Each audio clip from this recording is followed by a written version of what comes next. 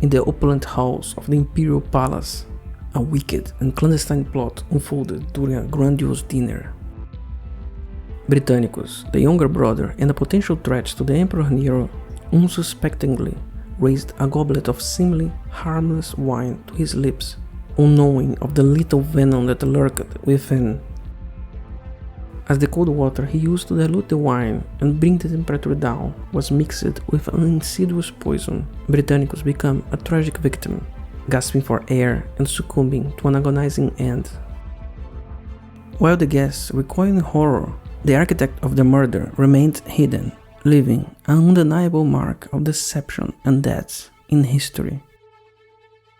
Nero, who told his guests to not worry about his brother dying in front of them, clearly had some guilt. But he couldn't do all by himself. He had some help of someone. Join us while we uncover the story of one of the first serial killers known to history, if not the first one.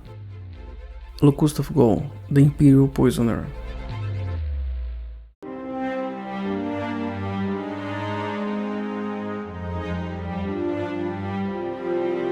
But before we dive into the life of this mysterious character of history, please consider subscribing to our channel to support our content.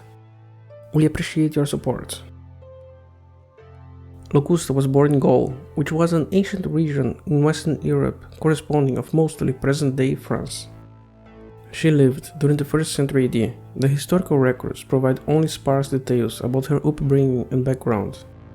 During her youth, the province of Gaul was just recently being conquered and integrated as part of the Roman Empire. As a child, she would have still been in contact mainly with the Celtic culture and religion. And then, as she grew, she probably took interest in the world of the Druids and their studies, and more specifically of herbalism, the knowledge of the plants. The Druids used their knowledge mainly for healing people, but they knew which plants would cure someone, as well as which plant would make someone sick or even die.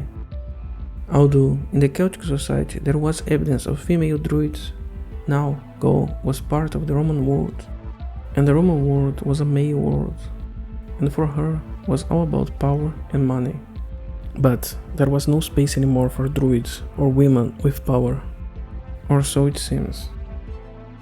With the integration of Gaul, the Roman Empire facilitated the movement of people within its territories, allowing for the migration of individuals from one province to another. Locusta, now as a Roman Gaul, took this opportunity and moved to the capital, Rome itself. When she arrived in Rome, she decided to establish herself and use her knowledge of specialty plants, probably as a healer. As a female healer in Rome, often she would have been confronted with the case for abortion, a practice not uncommon in Rome of the 1st century. And for this, she would need her knowledge not for the herbs that cure, but the plants that are used to kill. And soon, people would come for her for a poison. Maybe they would want to put down a dog or a horse, and sometimes a person. So she became a well-known poisoner in the streets of Rome. And as people start to die because of her potions, the authorities start to notice something was not right. Locusta was arrested several times and charged of poisoning people. But she was too valuable, because she was the best among her peers, and for the rich people and the high-ranking bureaucrats who have always some rivals or enemies to eliminate, lose her was not an option. But in 54 AD, she got imprisoned once again, but this time seems that was her end. Her punishment would be severe, probably death, maybe even crucifixion. But her story was not meant to end here. She would still have a chance to change the history of the whole Western world when another powerful woman intervened and rescued her. It was a young woman whose ambition and cunning knew no bounds. Her savior was the Empress herself, the wife of the Emperor Claudius, Agrippina the Younger, born in 50 AD into the Julian-Claudian dynasty. She was the daughter of the general Germanicus and Agrippina the Elder, who was the granddaughter of the Emperor Augustus. Her ambitions were legendary and they reverberated throughout history, and Locusta was the tool that she needed to put herself in control of the empire. Through calculated alliances and manipulation, Agrippina married her uncle, the Emperor Claudius, securing her influence in the imperial courts. Her ultimate goal was to control the empire herself, but she knew that she wouldn't be able to do it as a woman, as the Roman society simply would not accept a female ruler. So she sought for the weakest and pathetic man that she could manipulate and control the empire through him. And she saw this potential puppet emperor in her son, Nero. Nero was not a son of Claudius, he was Agrippina's son from the first marriage. Claudius adopted him when he married Agrippina. Agrippina and Locusta began the plot of killing the Emperor Claudius and anyone else who was on their way. Then, Locusta created a poison using deadly mushrooms and other potent ingredients. And then the poison was sneaked into Claudius' food. But it failed to kill him. Claudius was ready for such attempt. He had a feather to tickle his throat and induce vomit in the case he suspected that his food has been poisoned. But his mistake was to trust his family. Agrippina recommended Gaio Stertinius Xenophon, the trusted doctor of her son Nero, to treat Claudius.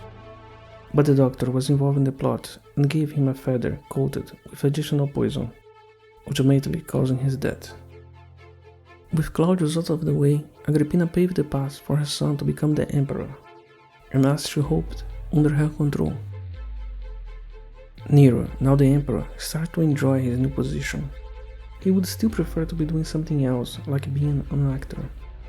But what he liked now as an emperor was the power to tell people to do whatever he wanted. And what he did not like it was someone telling him what to do. And soon his mother started to be a problem to him. Nero decided to plot to kill his own mother and get rid of her. His plot failed and Nero's plan was exposed. But in the end it does not matter. He decided to send his troops to kill her anyway. And that was the end of Agrippina. But not Locusta, fascinated by deaths and the macabre. Nero soon became fascinated with Locusta's deadly skills. He enlisted her as chief poisoner and trusted her to eliminate potential threats to his reign. Nero had a young brother called Britannicus, which was a biological son of Claudius, and his existence was a threat to him. Nero would call Locusta for her talents and make him disappear. And one night, Nero killed his brother in cold blood in front of his guests during the fatidic dinner. Nero would use the talents of Locusta in many occasions after that, making Locusta's potions kill hundreds, maybe even thousands of potential threats to Nero. Nero, pleased with Locusta's success, rewarded her with riches, states, and servants of her own.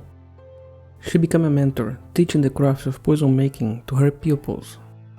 And it is speculated that she committed numerous cold-blooded murders, making her one of the earliest documented serial killers in history. And at the same time, the Roman society grew aware of her experiments, but because she was protected by the emperor, the common Romans could do nothing about it. Many maybe even tried to eliminate her secretly over the years, but they failed. And Locusta, who poisoned many middle and high-level bureaucrats to make money, started to fear to die by poisoning herself. She thought that she cannot be poisoned if she is immune to poisons. She lived for years by drinking some little amount of poison every day to train her body against their effects. Sometimes the poison she drank were heavy, but she was able to save herself with antidotes, and along the years she indeed gained some immunity. But nobody is immune to everything. Under the protection of Nero, she was free to practice and experiment with several people, sometimes killing just for fun. In this period, she is connected to deaths of hundreds of people, but the actual number could be in the thousands. And practicing her dark arts made her a lot of enemies. And eventually, when Nero's reign crumbled, Locusta found herself in a very vulnerable position. She was immune to most poison known to humanity up to that point. But she wasn't immune to a soldier's sword, or the anger of someone who had a loved one die because of the practice of her dark arts. The Emperor Galba, who succeeded Nero, ordered her to be captured alongside the other associates of Nero. They were all condemned to death. The exact details of Locusta's death remain uncertain and open to some speculation. But certainly, thousands or hundreds of victims that she killed should have been passed through her eyes while she was being executed. while her veins, filled with poison that she drank over the years, started to leak on the ground while she was dying. Maybe even she had a few last victims, the wildlife of the surroundings where her body was left to rot. Would be poisoned by her corpse if they tried to eat her carcass and also would die. The tale of Locusta of Gaul, the deadly master of poisons, is a chilling reminder of how far individuals will go to gain power, and maybe showing us how little our societies have changed since thousands of years ago, as crimes happen in governments, murder, war, and even poison are still subjects of current day news. Thank you for watching. Tibi gracias ago, pro vigilabo.